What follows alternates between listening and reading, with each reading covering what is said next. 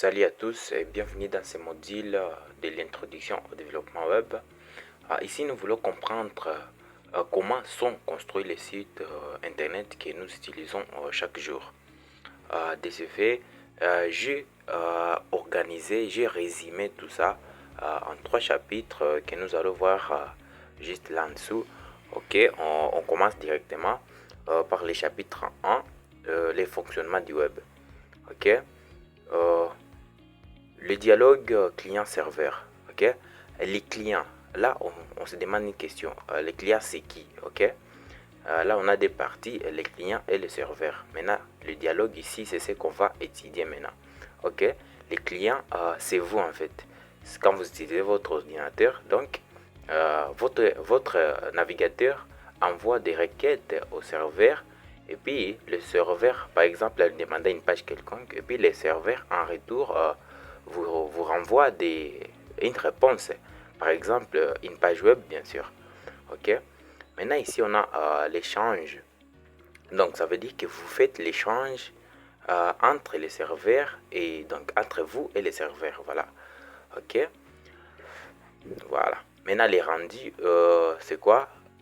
C'est lorsque le navigateur traduit les codes récits en une page visuelle que vous voyez maintenant. Ok.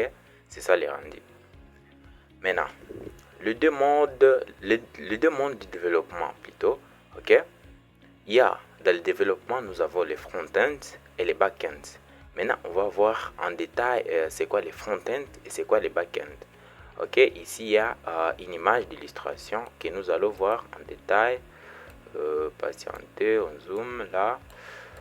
Ok, on a ça. Ici on a ça. On a les l'iceberg ici, on prend ça comme référence, comme un exemple d'un site web ici. Et puis cette partie visible ici, on considère ça comme le front-end bien sûr. Et puis la partie ici invisible, ici qui est dans l'océan, c'est le back-end bien sûr. Parce qu'ici il y a l'utilisateur et là l'utilisateur ne voit pas le back-end, il voit juste du front-end. Ok, donc le front-end c'est seulement la partie visible par l'utilisateur et le back-end c'est la partie invisible par l'utilisateur mais quand même qui a une grande importance dans les sites. Ok, maintenant ici on passe au chapitre D, ok, où on voit les trois magiques du front-end. Voilà. Pourquoi on les appelle comme ça? D'abord il y a les HTML et le CSS et les JavaScript.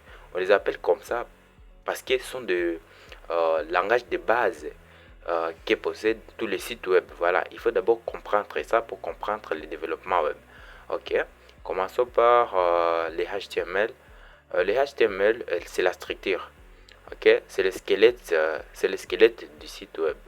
Ok, on peut prendre l'exemple d'une maison. Ok, quand on met des chevrons, tout ça, sans planche, tout ça, donc c'est le squelette.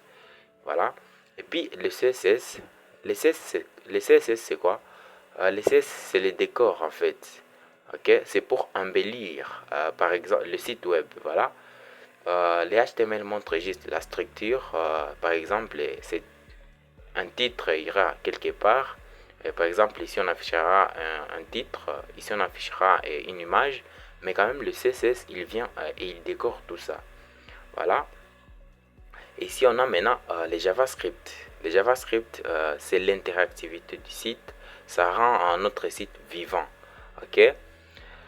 Par exemple, si on prenait toujours l'exemple de la maison là-bas, les JavaScript joueraient le rôle de l'électricité. Voilà, c'est un peu ça de l'électricité, le Wi-Fi, donc l'intelligence de la maison, voilà, l'interconnexion entre les éléments. Ok, c'est ça. Maintenant, au chapitre 3, on voit les coulisses du back-end. Les coulisses du back-end. Ok, les rôles du back-end. Il y a d'abord une base de données. Ok, et, la base de données mémorise donc toutes les données du site. Maintenant, il y a la sécurité. Donc, s'il y a des parties de vérification, des mots de passe, tout ça, et des protections contre des informations, donc des pirates, tout ça, et ça protège les informations sensibles. Ok, maintenant on a la partie logique. C'est là que tous les calculs complexes s'effectuent. Ok, donc ça c'est le back-end est très important dans un site web. Ok, maintenant ici d'abord, bon ici qu'est-ce qu'il faut retenir?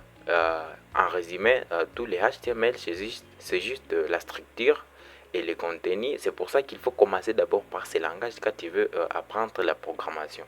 C'est les langages de base de la programmation web, voilà.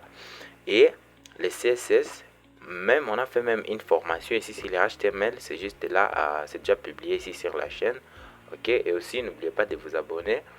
Voilà, parce que ça va vous aider. On va publier plein de vidéos qui vont vous aider dans la thématique. Voilà. Et puis ici, il y a les CSS. C'est les designs et les styles. Donc, c'est les styles. On a utilisé ça juste là haut que ça aide à embellir les sites web. Voilà. Et là, on a maintenant les JavaScript. Les JavaScript, ça dynamise les sites. Voilà, ça les rend dynamiques. Ok. Donc, le web est un ensemble de ces trois éléments, sont les trois langages de base du développement web.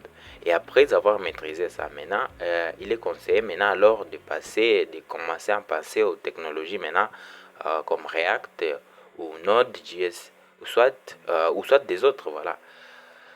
Ok. Maintenant, la question s'est posée. Bon, il faut d'abord, les conseils que je vous donne, il faut maîtriser d'abord les HTML. Il ne faut pas sauter les étapes, surtout quand vous êtes débutant. Il faut aller vraiment étape par étape parce que ces langages ici vous suivent partout. Même les technologies là qu'on apprend, vraiment, les bases sont ces trois-là. Ok, ok, voilà mon conseil. Ok. Maintenant, là, nous sommes prêts à passer à la pratique. Prochaine étape, maintenant, on va faire vos premières balises. Donc, que chacun commence à apprendre les HTML vraiment s'il ne connaît pas encore de quoi il s'agit et qu'il veut se développer dans le développement parce que c'est très important, c'est la base de la base. Et pour ça aussi, il y a une vidéo. Ok. Et pour ceux qui sont au niveau du CSS aussi, donc tout est là en fait. Voilà. C'est la fin de notre formation d'introduction. Et là, on a tout vu, on a vu, je fais un résumé juste rapide, comme ça. On a vu les front-ends, on a vu comment les clients et les serveurs communiquent. Et on a maintenant les deux parties du développement, les front-end et les back-end. Et là, on a vu maintenant les trois langages fondamentaux du web. Voilà. Et là, on a vu maintenant les coulisses du back-end. Donc, c'est que se cache derrière le back-end. Il y a des bases de données, la sécurité, la logique et voilà, les bases de données sont représentées comme ça, par exemple. Ok. Et puis, ce qu'il faut retenir, c'est que il faut d'abord apprendre les HTML, il faut les maîtriser bien, les CSS et les JavaScript pour passer à d'autres technologies maintenant pour devenir expert en développement. Voilà, c'est un peu ça ce qu'il fallait qu'on partage ensemble aujourd'hui. Ok, merci d'avoir suivi la vidéo jusqu'à la fin. Je vous remercie et pensez surtout à vous abonner. Voilà.